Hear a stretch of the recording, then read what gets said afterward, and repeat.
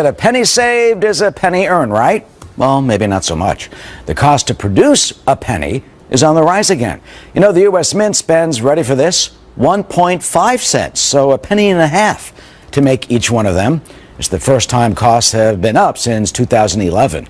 Many experts say, though, it's doubtful the penny's cost will ever sink back below what it is actually worth. I still love those pennies. Yeah, it's still good luck if you find one, yes. Right? Okay. Well, 2016 looks to end on a snowy note for much of the Northeast as a massive snowstorm looks to blanket most of New England and the Great Lakes. So let's bring in Janice Dean, who is standing by in the Weather Center to let us know if it's going to snow on our New Year's Day parade. No, that's the good news. We will get this system out of the way before New Year's Eve, I promise. Current temperatures, this time yesterday we were talking about 58 in New York City. The temperature has dropped to 40, 52 in Raleigh, and we've got that cold air sinking in behind this next storm system that is going to be on the move tomorrow and into Friday. So this is the radar around this time on Thursday, mainly a rain event along the coast, okay, because the temperature is going to be too warm. Interior sections, though, could get quite a bit of snow, especially northern New England. So with us all day tomorrow, rain and wind and snow. It's going to be nasty, unfortunately, for the morning commute along the I-95 corridor. And then it's out of here by Friday. Forecast precipitation, again, mainly rain, Jersey southward, Long Island. I think it's going to be a rain event. But again, interior sections, the mountains in West Virginia, you could get snow. And then the bullseye, we think, northern New England, which you could get upwards of a foot or a foot and a half. Wind gusts as this storm gets wound up along the coast, really strong. Close to hurricane force winds along the coast. So that's going to be a problem, especially with blowing snow.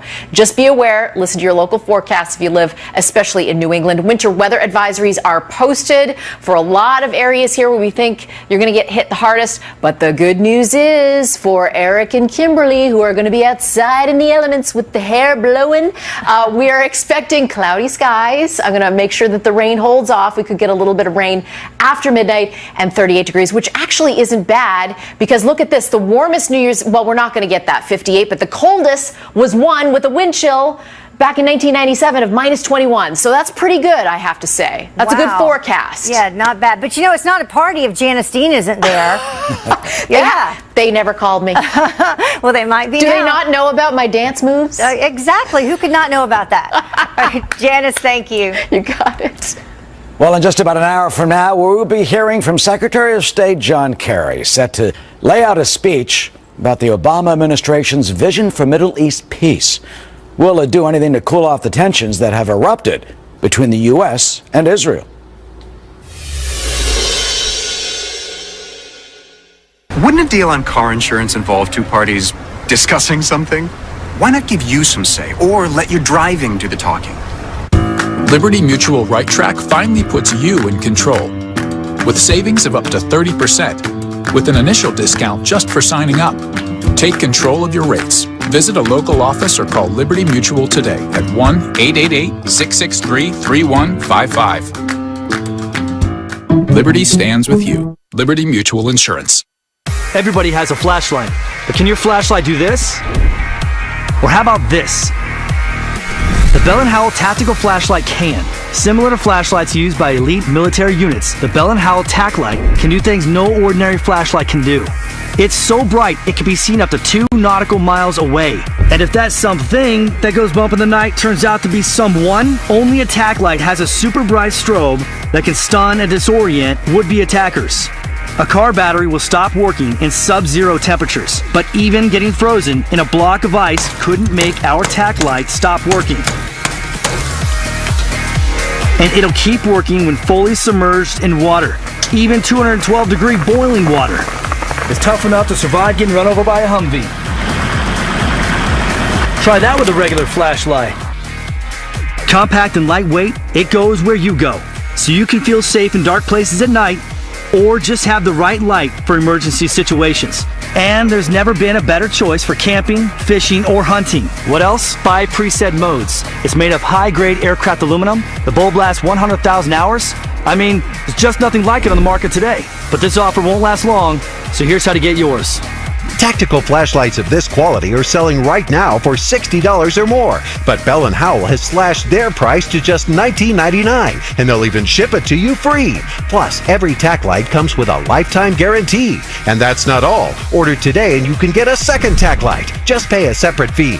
You can get 2 Bell & Howell tack lights backed by a lifetime guarantee for the amazing price of just $19.99 and get free shipping. Here's how to order. To get your tack light for only $19.99 and get a second one free, call 1-800-923-7541 or go to trytacklight.com. This offer is not available in stores. Call 1-800-923-7541. That's 1-800-923-7541 or order online at trytacklight.com. Outgoing Secretary of State John Kerry about to lay out his vision for peace in the Middle East, days after the Obama administration allows a UN resolution condemning Israeli settlements. Welcome to a brand new hour of America's Newsroom. I'm Heather Childers in for Martha McCallum. And good to be with you as always, Heather. And hello, everyone. I'm Eric Shawn in this morning for Bill Hammer. With Secretary Kerry about to deliver that speech on Israeli-Palestinian relations and the conflict, outlining a path toward a potential two-state solution, of course, in the wake of that controversial United Nations Security Council vote that did spark such tension. Israel now bracing for yet another potential clash with the Obama administration in the final weeks before President-elect Donald Trump takes office.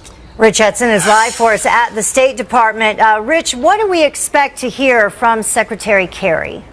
Good morning, Heather. And with only about 3 weeks to go in office, the Secretary of State will deliver what he believes should be the next steps in a Middle East peace process.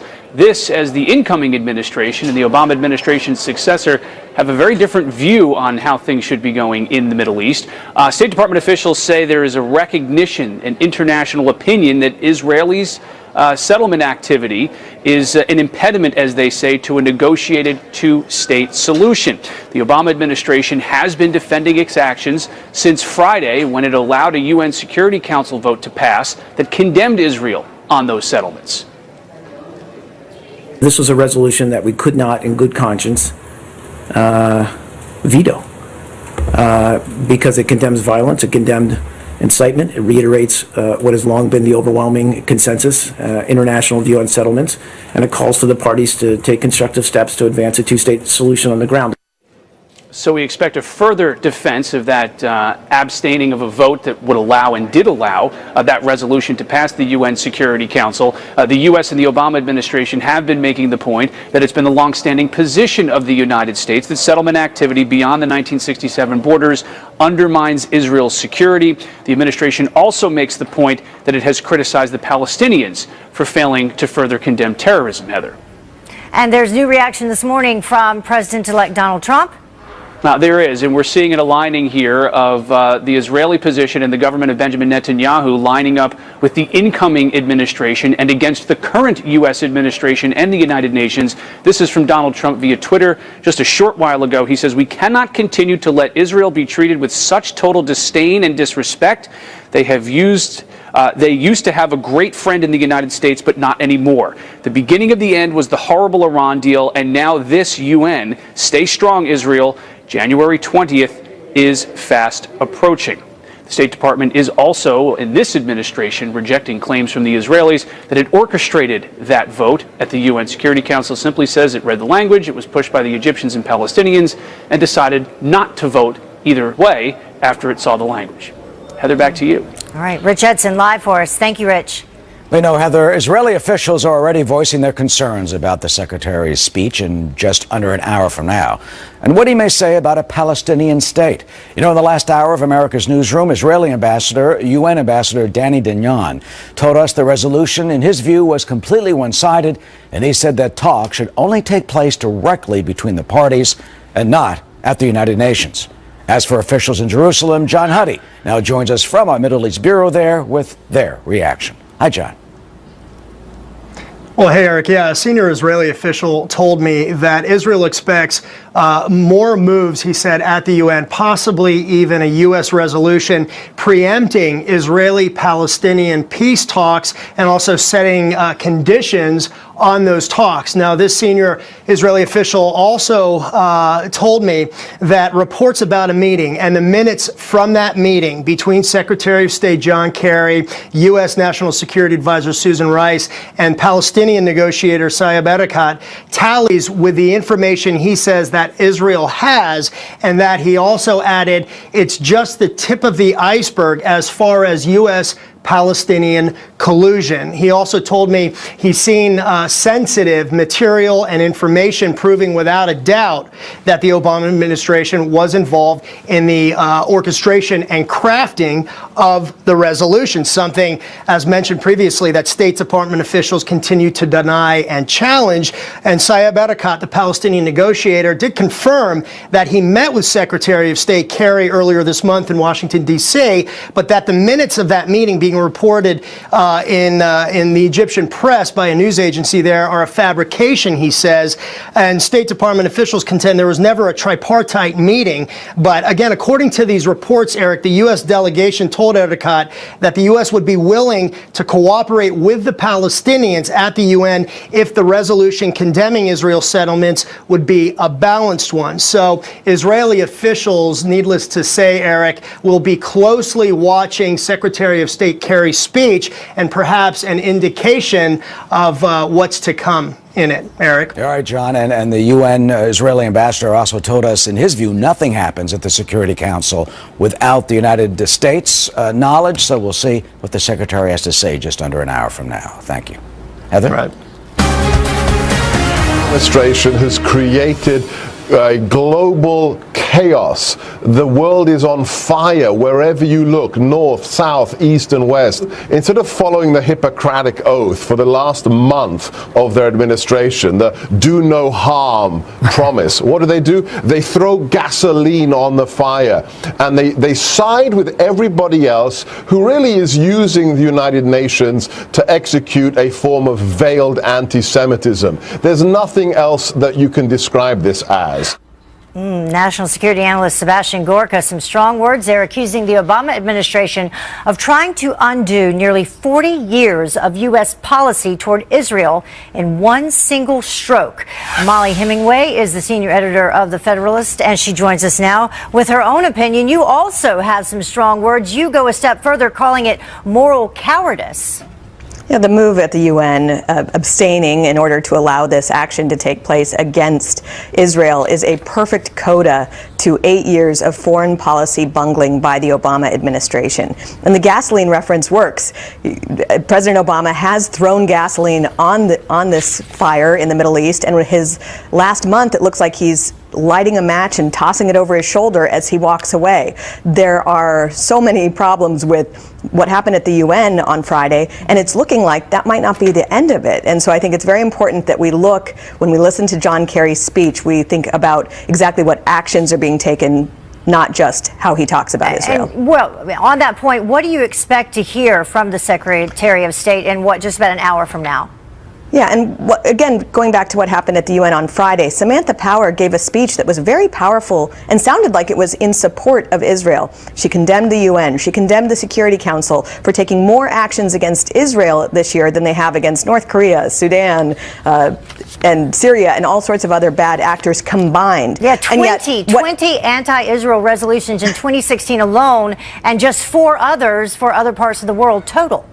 Right, but a lot of rhetoric doesn't matter. What we need to do is look at what the U.S. is actually doing at the UN. And so I imagine John Kerry will have a lot of good words to say about Israel. He'll have a lot of condemnation for Israel's enemies. But if the Obama administration is using this last month in power to take action against Israel, to promote sanctions or hurt U.S. groups that are helping Israel, to come out with a speech that kneecaps Israel's ability to negotiate, that's more important than whatever he says in this speech. So it'll be very interesting to see exactly how it goes down. And there are some parties saying that there's evidence, strong evidence, that the U.S. colluded with Palestine on this latest vote. Do you believe that to be true? Well, and on one hand, it doesn't matter. What matters is what we know happened publicly. If the U.S. didn't want this to happen, if the Obama administration didn't want this to happen, they had every reason to keep it from happening and every ability to keep it from happening. So all you really need to know is that they let it happen. At the same time, it's becoming increasingly obvious that there were actions taken by the U.S. They're denying that they had this meeting with Saeb Erekat. Well, the meeting is still, there's a notice on the State Department website that it took place. Palestinian officials have confirmed that they had meetings with John Kerry and Rice, and so, I mean, the U.S. should not be denying that these things took place when they're still public about it on the website. Yeah, and not denying, also saying that the resolution, that they could not veto it because, amongst other things, it, condemns violence.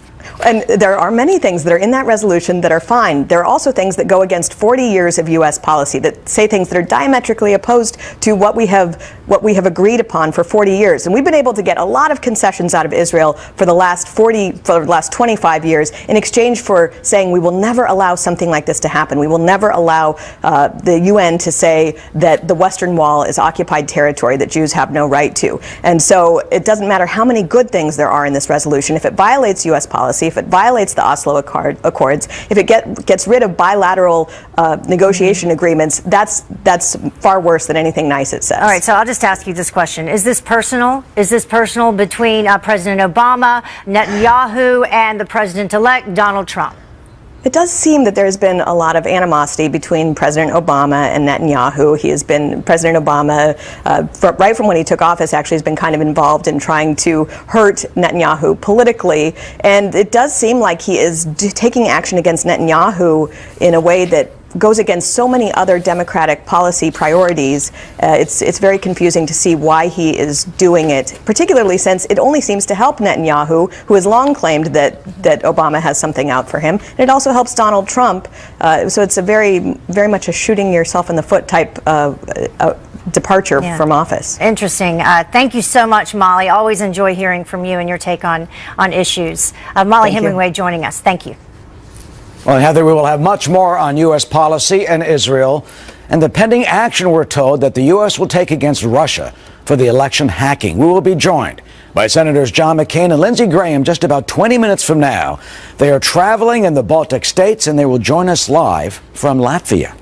Very interesting to hear from them. And some left-wing activists are organizing a last-ditch effort, another one to stop President-elect Trump from taking office. There's already talk about mass demonstrations during the inauguration in Washington. They're talking about storming, that's a word they use, the offices in Capitol Hill. Look, you can refinance and pull cash out of your house with absolutely no closing costs. Why are you paying high interest rates for a car loan, credit card, or anything else you can think of? Your house is your bank. Make the cash call at 855-890-CASH. Each of these food boxes represents a gift of life for people here in Israel who are in desperate need. These are very difficult times for Israel and the Jewish people, as the government spends more and more of its resources for battling terrorism. Every week, more and more people come, and you can see the desperation for food.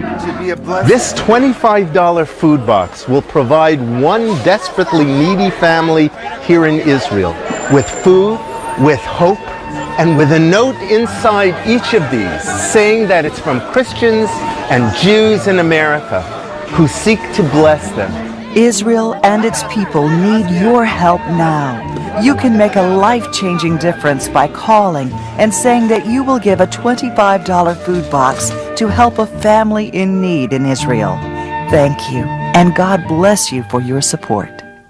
If you could be more heart healthy just by drinking a glass of earthy vegetable juice daily, would you do it? Probably not. But what if this performance-enhancing veggie was transformed into a great-tasting circulation superfood drink? It's called Super Beets, and I can help you try it risk-free. See, Super Beets helps boost your body's nitric oxide levels, and that helps increase your energy and stamina. It supports healthy blood pressure, too. I noticed a difference the first day. You'll feel the difference in your energy in as little as 20 minutes. That's guaranteed. And then I started taking Super Beets, and I immediately felt like I was 10 years younger. With your first paid order of Super Beads, you'll receive 4 fantastic free bonuses. A full 30-day bonus supply of Super Beads, 2 free nitric oxide indicator strips to measure your results before and after using it, plus a free book. With this special TV offer, you'll get free shipping too. Call 1-800-590-6319, 1-800-590-6319, or go to getsuperbeats.com. I was out of the dating scene for quite a while, being married, having kids. Now I'm looking for an adult to share my time with. Hi, DJ. Hi, Phil. Join the thousands getting back out there on the fastest growing dating site for people over 50. Start for free today at OurTime.com. We have an update now on that story we brought you yesterday. Now, 8 teenagers are facing charges after that fight broke out at a mall in Illinois.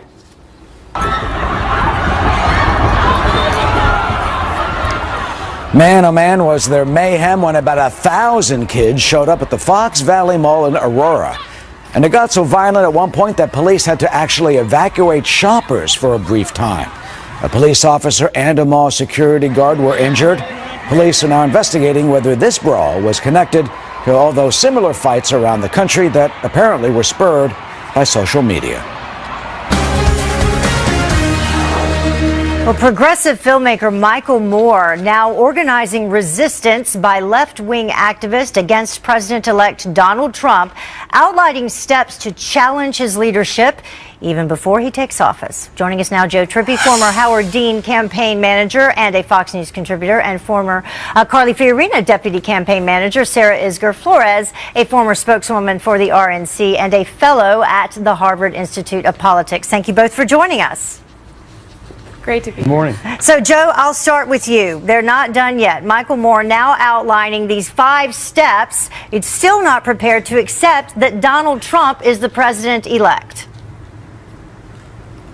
Well, this isn't a whole lot different than Mitch McConnell saying that his one job now was to make Obama a one-term president, or even Donald Trump leading the birther movement to challenge whether Barack Obama was even eligible to be president after he was elected president. So I mean, you're going to have, welcome to polarized America. This is it's been increasing, but it's been going on for quite a while. And of course, just as there were people who believed Obama's election was a threat to their way of life and the values they had for where the country should go, the same is going to be true with Donald Trump's election when he's and you're going to have a reaction from the left and with Democrats, and there are going to be plenty who fight every part of his agenda, just as there were many Republicans who fought every part of Obama's. Sarah, do you think that it's the same thing? I mean, I don't seem to recall when President Obama took office the same amount of pushback happening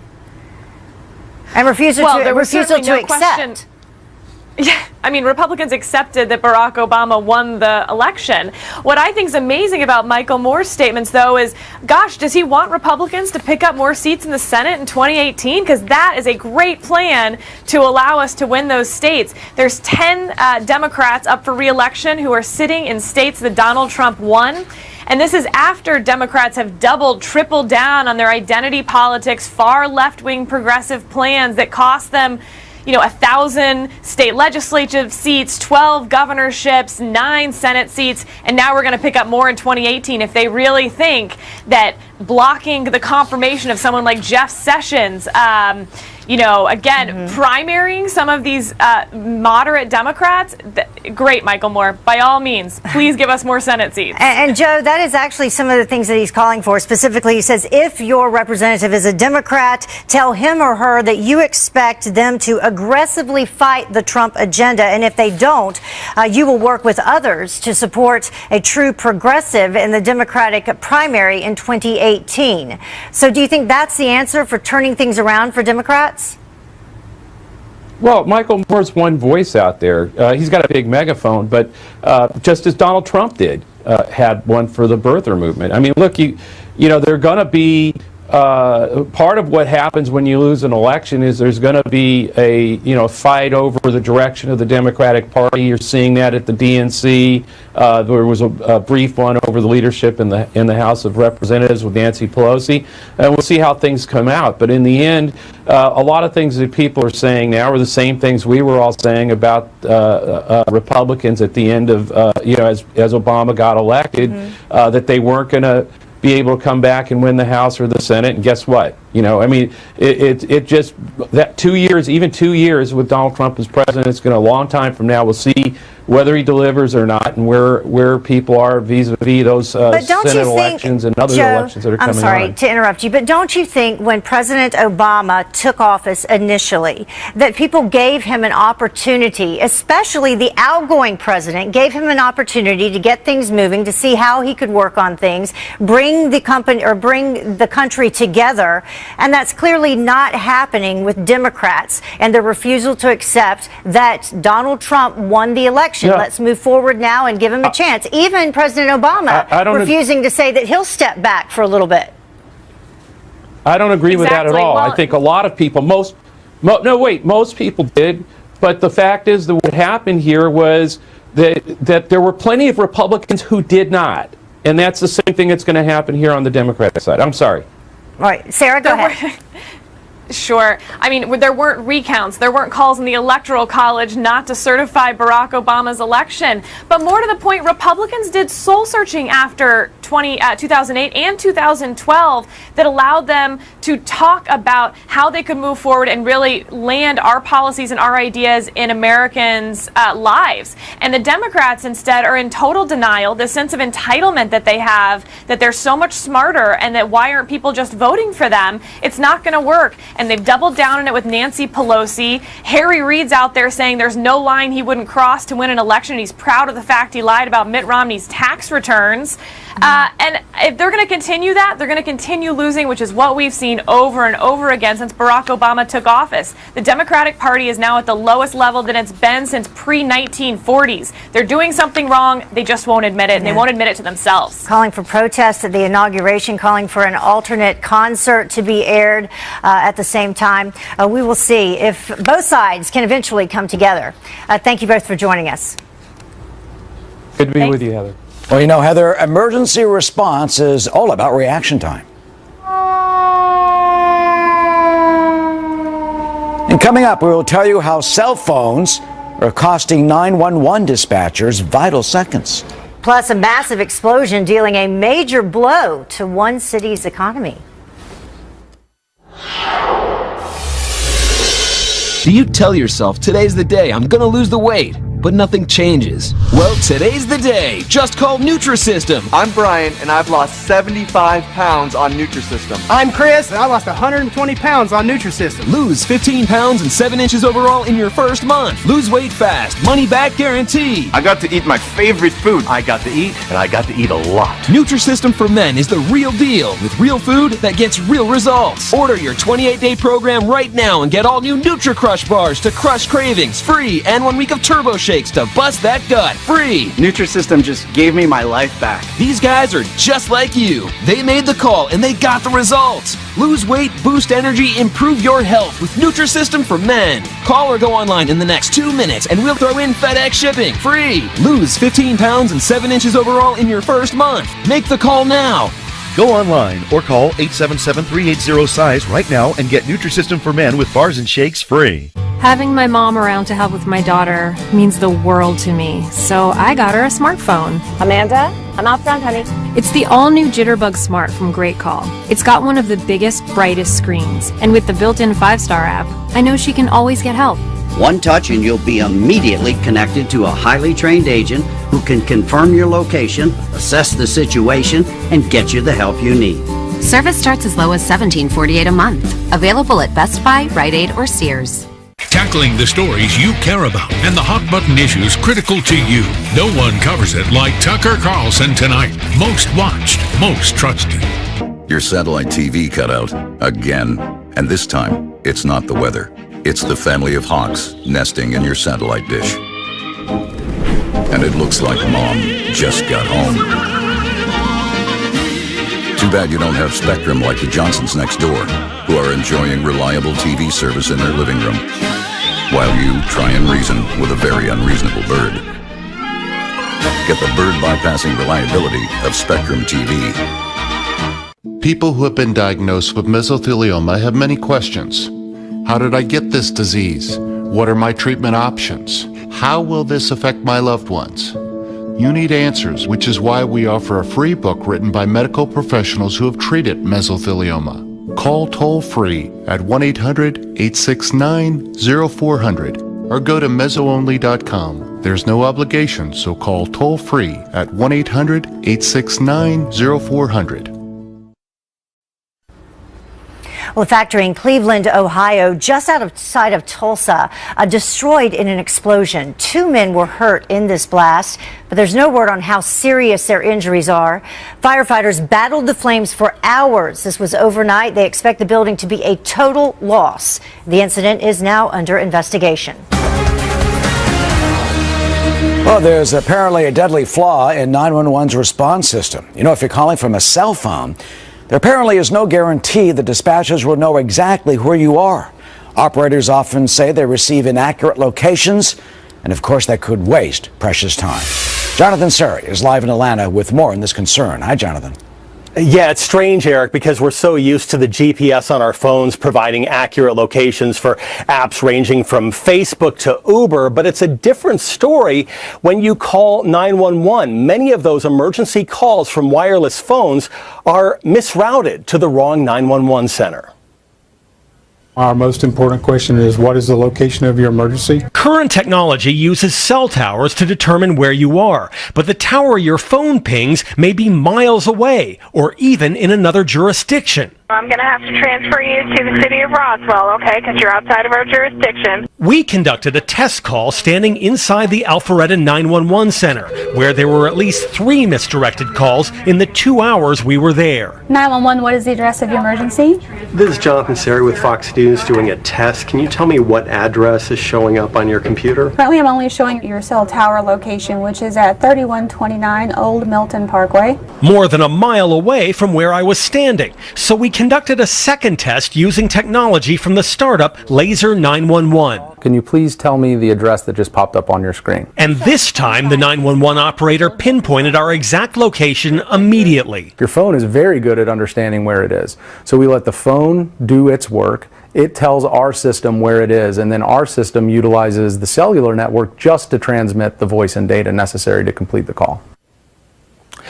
Now, the Federal Communications Commission estimates that even a 1-minute improvement in response time to mobile callers would save more than 10,000 lives a year. The agency's mandating that by the year 2021, 80%, at least 80% of wireless calls must provide accurate dispatchable locations. And although that would be an improvement over the status quo, even then, it still allows for 1 in 5 mobile callers to fall through the cracks. Eric? You know, Jonathan, that's really important for us to remember if you're on the cell phone to tell the operator your location. Fascinating that they don't always That's one of the first questions that they ask. 911, what is your location? And when we're out and about, we're not always aware of our surroundings, but one of the best things you can do is keep an idea of a nearby address. So if you were in an emergency, you'd be able to give the dispatcher an idea of how to find you. Great advice to remember. Jonathan Suri, of course, thank you.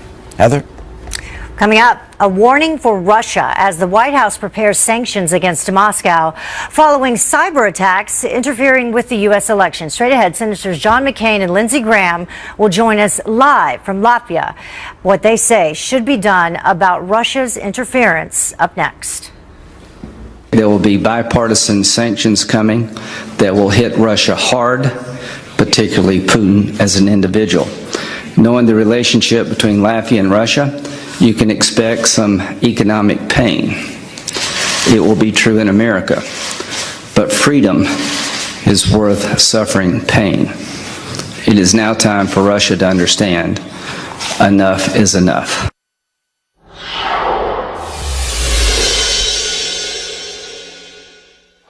Say goodbye to 2016 and bring in the new year with the Fox News Channel. We're live from the heart of Times Square, bringing celebrations all around the country, hearing from the people, the biggest musical performances, and your favorite Fox personalities. Kimberly Guilfoyle and Eric Bowling host live, and so much more. New Year's Eve, Our must-see coverage starts at 8 p.m. Eastern. Right here on Fox News Channel. It's our Joseph A. Bank After Christmas sale. Save up to 70% on everything in the store, including all sweaters, outerwear, dress shirts, and more. Plus, all suits are just $199, and all sport coats are just $149. Plus, all clearance is an extra 50% off. The After Christmas sale, only at Joseph A. Bank. Tired of food getting stuck to your pan? Sick of scraping and scrubbing? And when your meal won't fit, you just want to quit? Well, I've got the solution. Hi, Kathy Mitchell here with my new Red Copper Square Dance Pan. This is not your grandmother's old griddle. No scratches equals no sticking. Everything dances right off. The square design means you can fit more bacon or more burgers perfectly. And the high sides prevent grease from spilling out. Non-stick and no scratches. Try this. Dump in tater tots, then add cheese, any breakfast meat, and cover with eggs. Top it with biscuits and pop it in the oven. Yes, it's oven safe up to 500 degrees. And look, everything you want for breakfast and no extra pans to clean. Even make 16 sliders at once. You can't do that in a round pan. Infused with pure copper and thanks to anti-scratch technology, it resists the toughest punishment. Swirl cheesecake into brownie mix with a metal fork and create this delicious dessert. Even a bacon crust Hawaiian pizza slides right out. Love pancakes? Here's a trick. Drop a little water in the pan. When it dances, you know it's hot and ready to cook.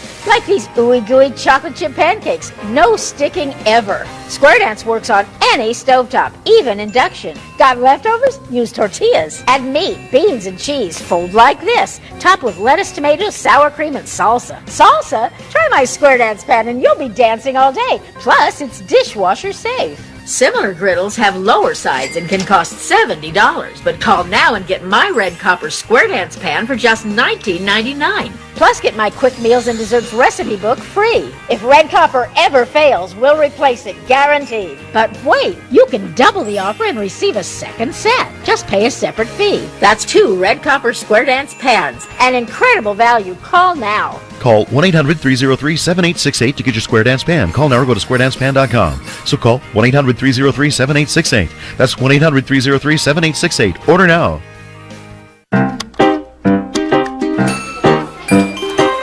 Everything your family touches sticks with them. Make sure the germs they bring home don't stick around. Use Clorox disinfecting products, because no one kills germs better than Clorox. Welcome back. The second flight recorder of the Russian military plane that crashed into the Black Sea has been recovered. The first was discovered yesterday and is already being analyzed. Now, the aircraft carrying 92 people went down on Sunday, 2 minutes after taking off. Memorials for the crash victims are growing. People paying their respects outside the headquarters of the Alexandrov Ensemble Choir, which lost several singers in that crash. Well, a federal appeals court in Washington reviving 2 lawsuits calling on Hillary Clinton to hand over more emails related to that private server that she used while Secretary of State. The former Democratic nominee forked over some 54,000 pages of emails back in 2014, but deleted thousands of others. For more on this, let's bring in Matthew Continetti. He is the editor-in-chief at the Washington Free Beacon. Thank you very much for joining us. Thank you. So what do you think about this latest move, and what does this mean will happen next? Well, it shows you the email scandal is the scandal that will never die. Thanks to the D.C. Circuit Court of Appeals, it looks like it will last even into the Trump administration. The court basically saying that the Secretary of State has the power to ask the Attorney General to use basically the FBI and other law enforcement techniques to recover whatever emails may be left on that private server. Now, the Clinton people say that they gave everything that they didn't delete, right? But still some people, including Judicial Watch, which was behind this very successful lawsuit, saying, no, we need to do everything we can to figure out if there are any emails yet to be released to the public. But then it would be left up to the future Attorney General, correct? Correct, who may very well be Senator Jeff Sessions of Alabama in the coming year. Now, it's interesting because this puts the incoming Trump administration in a novel place, Heather, because if you recall on his thank you tour just a couple weeks ago, President-elect Trump said, when the crowd started chanting, "Lock her up," President-elect Trump said, "Well, we don't really care about that anymore, do we?" So it will be a political question that the president and, Secretary of State Tillerson, if he's confirmed, as well as Attorney General Sessions, if he's confirmed, will have to decide whether to press the case to see whether we really did get all of Hillary Clinton's emails from that private server. But do you think that the president-elect was saying, in fact, that this is over and done with, or was he really moving it forward and saying that it will be up to the Attorney General and would move in that direction instead? Sure, it's hard to say what exactly he meant, but I know that it will come up in discussions when he's the president, and of course he'll probably want to have a say. And it was a large part of his campaign, getting to the bottom of what was in those emails, and so I actually think his instincts would probably be to allow Attorney General Sessions to continue to pursue the case. What do you think should happen? Should it be over and done with? No, I think in the interest of transparency, we should probably find as many of the emails as possible. Now, it could well be the case, as the Clinton team says, that they handed over everything that they didn't delete, all the emails about yoga that they say they deleted. But you never can tell, and the record of this administration in particular, as we see just today in the course of them denying meetings with Palestinian officials that are up on their own website. When you think about this administration in particular, you want to have due diligence and make sure that every avenue is pursued to achieve the goal that you're pursuing, which is, in this case, finding whether there are any emails left hidden. Yeah, and is that really the larger issue when it comes to, the administrations, be it the Obama administration or be it the Trump administration moving forward, that need for openness, that need for honesty, and for people to think that, their leaders are being honest with them? Absolutely, and I think this issue of honesty is one reason why Hillary Clinton lost the campaign. Now, there is one danger for President-elect Trump here. He doesn't want his government bogged down in the email investigation. He doesn't want his Attorney General bogged down in that investigation because he has so many other pursuits to go after, and including reform of the Justice Department, as well as President-elect Trump's larger agenda. All right, so let's just kind of play that we know what will be found. Let's say that there are more incriminating emails found. Then what should happen? Well, then I think you have the really tough decision, and there I think that President-elect Trump is probably inclined not to pursue any criminal charges against Hillary Clinton. We should remember, though, of course, there are several other probes into the Clintons ongoing, including into the foundation. Mm-hmm. So this again, just when you think that the Clintons may be out of public life because of the drubbing that Hillary took in the polls in November, no, they won't be going away. And in fact, all of these investigations remain on the table for President-elect Trump. All right. Matthew Continetti, thank you so much for joining us. Have a happy New Year. You too. Well, the White House looking to punish Russia for hacking the U.S. election. Coming up, we'll talk to Senators John McCain and Lindsey Graham about what they think should be done. Plus, there's this. I was so foolish to think I could find Luke and bring him home. Leia. Don't do that. Do what? Anything. Princesses. I'm trying to be helpful. When did that ever help? Don't say the Death Star. Americans mourning the loss of iconic Star Wars princess Carrie Fisher. Fisher died yesterday at the age of 60. We'll tell you how her castmates are remembering her.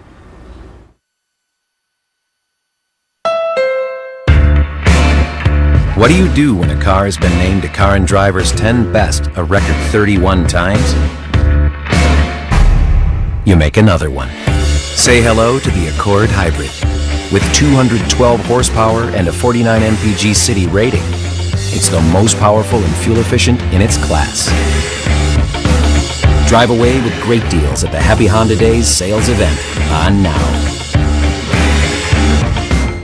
You love the outdoors, but nothing spoils a cold weather adventure faster than cold, sweaty feet. You wear insulated boots and thick socks, but no matter how you try, you can't keep your feet warm and dry. Stop cold, sweaty feet with 35 Below, the amazing socks developed with aerospace fabric technology to keep feet warm and dry in the coldest and most extreme conditions.